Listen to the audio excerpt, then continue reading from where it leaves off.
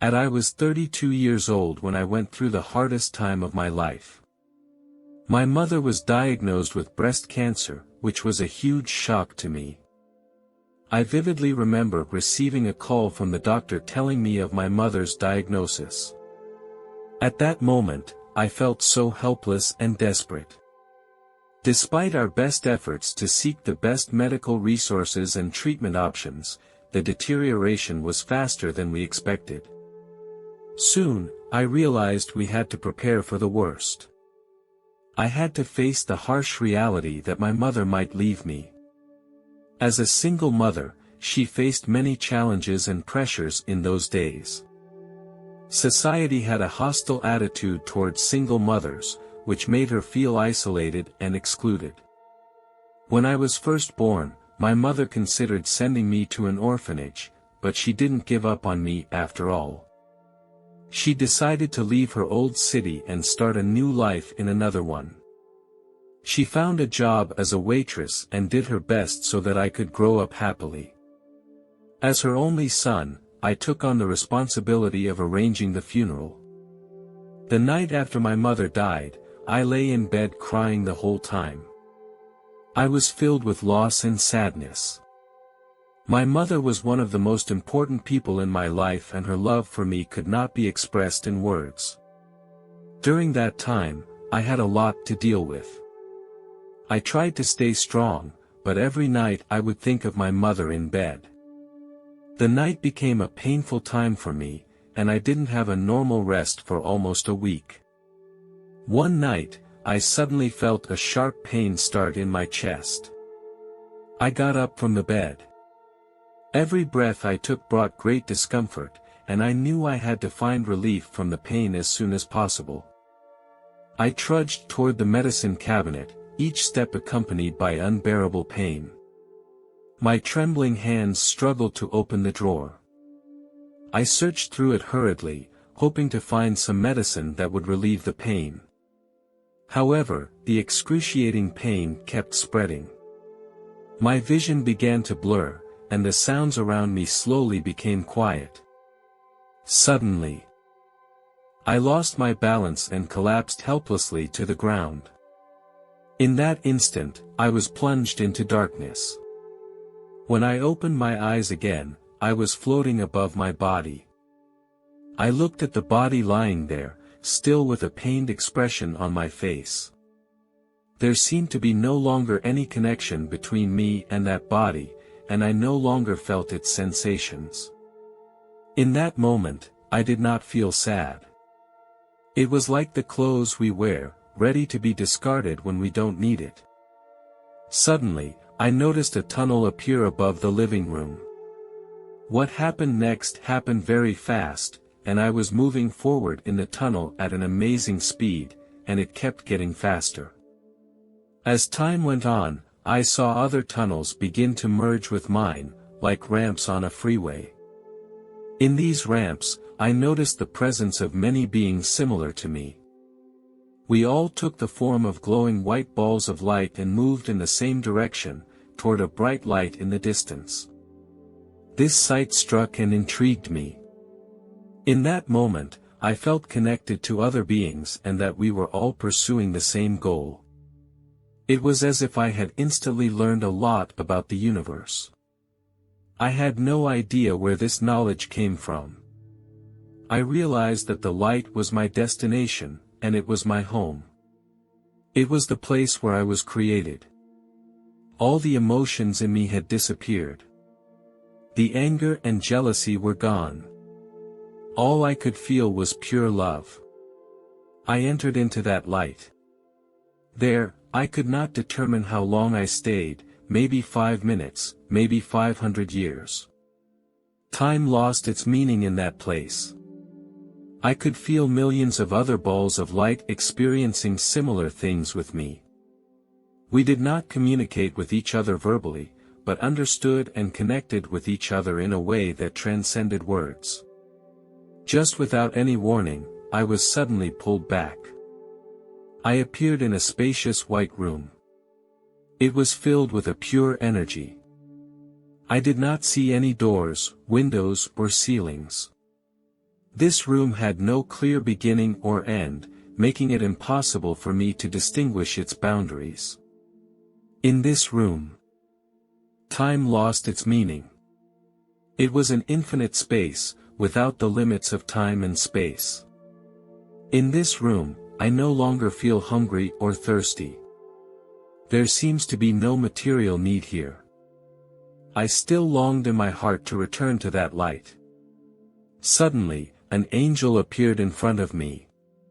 He was almost as tall as a two-story building. He was wearing a pure white robe with delicate embroidery on it.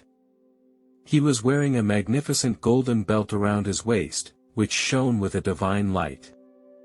The angel's wings shone with a seven-colored light. His wings flapped gently as if he possessed infinite power. The angel looked at me with a smile and said, "You are here again."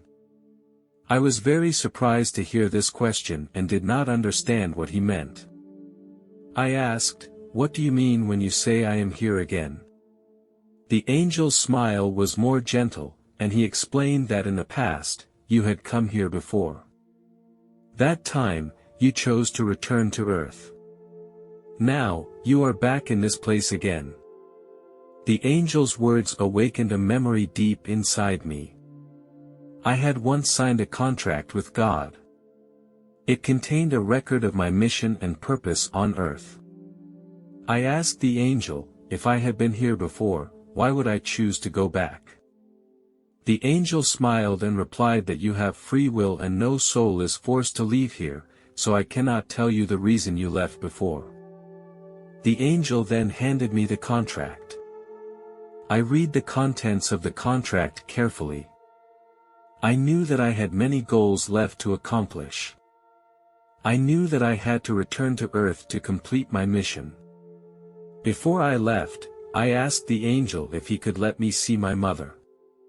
The angel looked at me with some confusion and then said, "I have not seen your mother in this place." I said to the angel that my mother was a very kind person who passed away 7 days ago and she did not deserve to go to hell. After listening to me, the angel said, "I understand, I will take you to a special place where the newly arrived souls are gathered. They are waiting there to enter heaven." The angel guided me into a peaceful and warm place. There was no concept of time here. Only eternal existence and pure energy. A soft light pervaded this place. Many balls of light floated in the air, and they shimmered with shimmering light. Each ball of light emits a unique energy. There are no boundaries or restrictions here. It is the middle ground connected to the house of light. Although there is no sensory experience of the material world, in this special place I am able to directly feel the emotions and thoughts of each soul. It was a spiritual communication, a way that transcended words. Suddenly, I felt my mother's soul. Her presence gave me immense comfort and warmth. Our souls were intertwined. Despite the absence of physical presence, I could feel her love for me. We spent precious moments there, reminiscing about the past and sharing our inner feelings. Although the parting was still painful, I knew that in this special place, my mother no longer suffered from pain and illness. The re-encounter with my mother gave me an overwhelming sense of happiness and satisfaction. I know that I must return to Earth to complete my mission. My mother's love would be my motivation to move forward until we were together again. A powerful energy was injected into my soul. I felt my pulse begin to beat regularly and blood flow through my veins. Slowly, my consciousness reunited with my body. I felt every nerve, every muscle reconnecting with my soul. I reconnected with this material world. I felt the gravity of the earth once again. When I woke up, I was lying on the floor, surrounded by familiar rooms and furniture. Upon entering my body, I felt very uncomfortable, as if I were wearing a dress that was on the small side. Although the physical pain had disappeared, my heart was filled with sadness. I hoped my mother would continue to live and that I would be able to join her again. I longed for that bright home.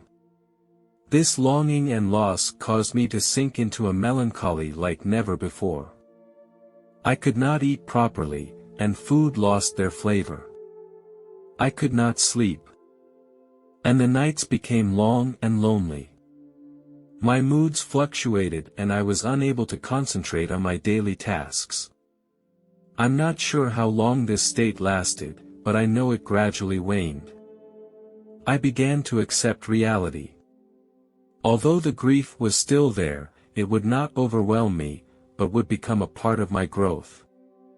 I gradually regained my appetite, my sleep, and my rhythm in life again. I told a few friends about my experience. One friend thought it was just a dream and not worth much attention. Another friend thought I was hallucinating from the impact on my head when I fell. However, one friend gave a different perspective, saying that it could have been a near-death experience. Inspired by this friend, I started searching the internet for articles and information about near-death experiences. I read many stories about near-death experiences.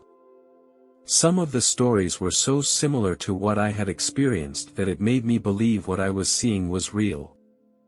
This discovery was comforting to me because it meant that my mother had gone to a very perfect place. She has found eternal happiness there and is no longer plagued by sickness and worry. I know that she continues to exist in the world of light and that her soul is liberated. This belief gives me the strength and comfort to know that my mother has not really left me and that she is still with me. I believe that her love will always guide and accompany me. Although some people have different opinions about my experience, I have found my own answer, and that answer gives me inner peace and determination.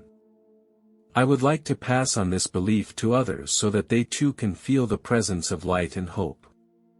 In communicating with the angels, I was also taken back to a slice of my past life.